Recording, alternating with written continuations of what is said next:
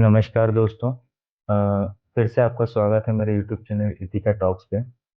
आज हम बात करेंगे एक ऐसे टॉपिक पे जिसका जवाब हर इन्वेस्टर ढूंढता है, जो कि है लॉन्ग टर्म के लिए बेस्ट म्यूचुअल फंड कैसे सेलेक्ट करें।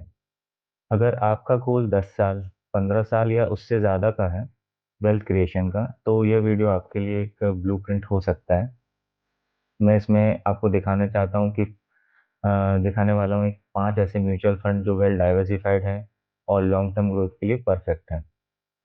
तो अगर आप भी जानना चाहते हैं कि कौन से ऐसे म्यूचुअल फंड हैं जो लॉन्ग टर्म के लिए आपके लिए बहुत बेस्ट रहेंगे, तो वीडियो में बने रहें।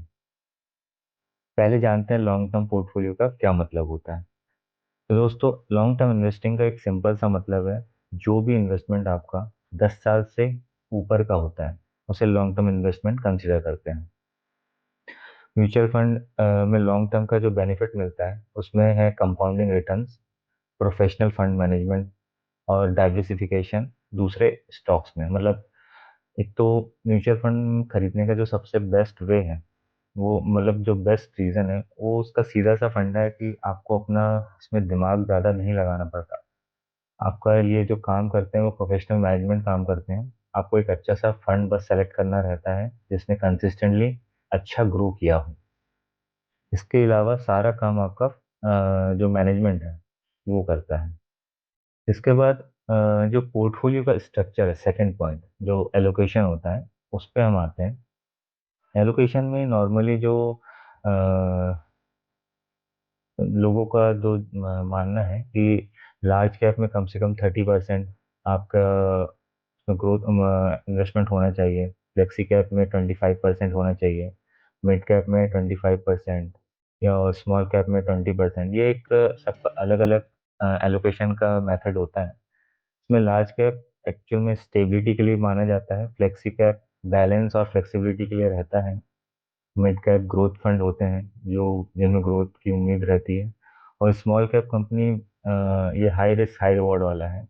छोटी कंपनी रहती हैं, अच्छा करके तो आपको बहुत अच्छा रिटर्न मिलता है। तो 2026 के लिए जो मैंने best mutual fund long term के लिए सेलेक्ट किए हैं, आइए उस पर कुछ नज़र हम डालते हैं। तो इसमें जो मैंने पहला फंड सेलेक्ट किया है वो है आईसीआईसी का निफ्टी 50 इंडेक्स फंड, जो कि लार्ज कैप कैटेगरी का फंड है। इसमें आप देख सकते हैं कि पिछले 5 साल का जो सीएजीआर है 18.23% है। इसमें जो मैंने एलोकेशन किया, ये अमाउंट मैंने 10,000 के हिसाब से कंसिडर किया है, आप उसको कम ज़्यादा कर सकते हैं। तो इसमें जो लास्ट 5 ईयर का सीएजीआर रिटर्न है 18.23%, और इसका जो परसेंटेज एलोकेशन मैंने किया है 30% ऑफ योर अमाउंट। टोटल जो अमाउंट इसमें इन्वेस्ट होगा 10,000 के अकॉर्डिंग वो है 3,000 रुपीज। तो इसमें ये देखिए, इसका जो चार्ट है पिछले 5 साल का एसआईपी रिटर्न का, ये टोटल रिटर्न इसने 39.58% का दिया है, और ये बहुत ही कंसिस्टेंटली परफॉर्मेंस इसका अच्छा रहा है। तो ये एक पहला फंड रहेगा, अगर आप लार्ज कैप में इन्वेस्टमेंट करना चाहते हैं तो एक पहला फंड है आपका। सेकंड फंड की हम बात करते हैं, वो है एक फ्लेक्सी कैप फंड, एचडीएफसी का फोकस फंड। इसका पिछले 5 साल का सीएजीआर रिटर्न 30.80% है। इसमें एलोकेशन 20% का रखा हुआ है, जिसमें अमाउंट 2,000 रुपये इन्वेस्ट होगा। इसका भी हम चार्ट देख लेते हैं। ये पिछले 5 साल का चार्ट है, इसका रिटर्न 79.96% है। इसका भी चार्ट कंसिस्टेंटली अपवर्ड में ही है, और ये बहुत अच्छा परफॉर्म किया है पिछले कुछ सालों से। ये जो फंड मैंने सेलेक्ट किए हैं, ये पिछले 5 7 10 साल से जो कंसिस्टेंटली अच्छे परफॉर्म किए हैं, ये वही फंड है। आप चाहे तो इनको चेंज कर सकते हैं। ये एक मैंने एग्जांपल के लिए आपको बताया कि किस तरह से आप अपना पोर्टफोलियो एलोकेट कर सकते हैं अलग अलग कैटेगरी में। थर्ड फंड हम एक मिड कैप फंड की बात करेंगे, Motilal Oswal mid cap fund, जिसका 5 ईयर का सीएजीआर रिटर्न है 34.25%। इसमें भी परसेंटेज ऑफ एलोकेशन 20% रहेगा, जिसमें इन्वेस्टेड अमाउंट रहेगा 2,000। इसका हम चार्ट देखते हैं मोतीलाल ओसवाल का, तो इसने भी पिछले 5 साल में टोटल 97.29% का रिटर्न दिया है, और इसका भी एसआईपी का चार्ट आप देख सकते हैं, बहुत ही बढ़िया अपवर्ड मूवमेंट में है।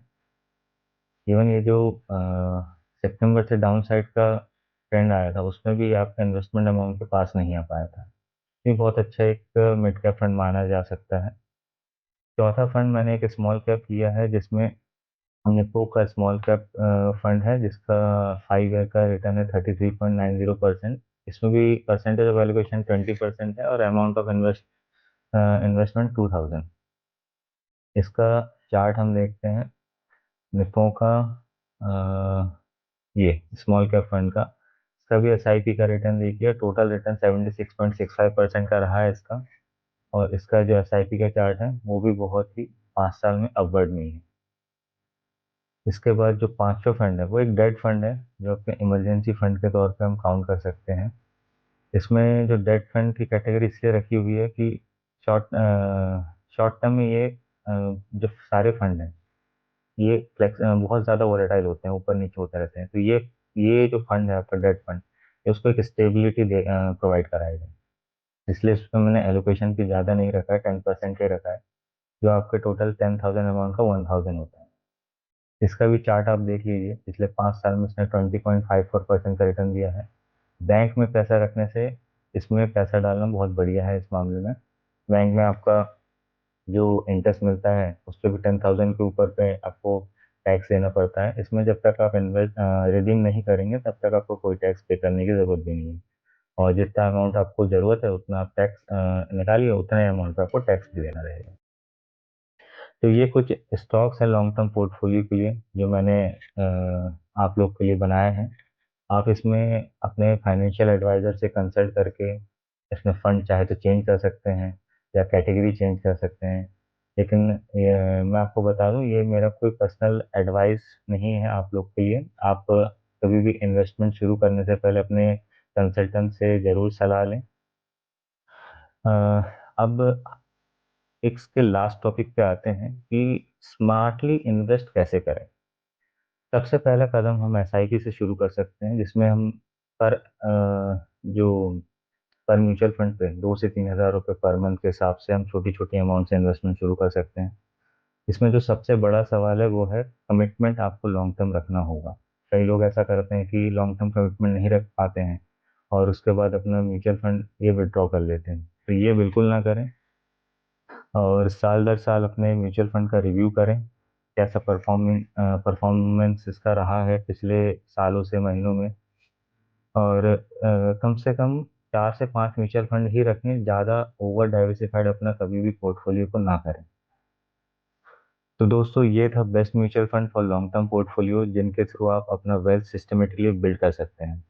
एक बात हमेशा याद रखिए, मार्केट शॉर्ट टर्म के लिए हमेशा अप एंड डाउन होता है, बहुत ज़्यादा वोलेटाइल होता है। तो अपने पेशेंस को और डिसिप्लिन को बनाए रखें लॉन्ग टर्म सक्सेस के लिए।